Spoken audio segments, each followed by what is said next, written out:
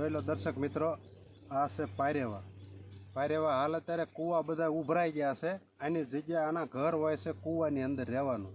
તો કૂવા ઉભરાઈ ગયા છે તો રહેવાનું ઠેકાણું આનું ક્યાંય નથી રહ્યું. એટલે જે લાઇટ હોય, લાઇટના તાર ઉપર બે હવાથી બે કબૂતરને શોટ લાગવાથી પડી ગયા હતા નીચે અને બે મરી ગયા છે, ફેલ થઈ ગયા છે. તો આપણે ધ્યાનમાં આવ્યું છે તો હાલો આપણે જીવ દયા કહેવાય છે, એટલા માટે એને લાશની જે આપણે દફન વિધિ કરવાની છે. તો કઈ રીતે એની દફન વિધિ કરવી છે, જે આપણે મીઠું છે પહેલાં તો એ મીઠું કમ્પોઝ કરવા માટે થોડુંક નાખી દેવું.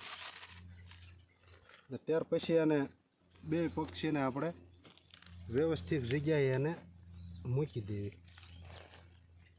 આવો આપણને કોઈ અનુભવ નહોતો, પણ નીતિનભાઈ જાની જે ખજૂર તરીકે ઓળખાય છે એના ઘણા બધા વિડીયા જોઈને આપણને થોડુંક એવું લાગ્યું કે સારું કાર્ય કરવું છે.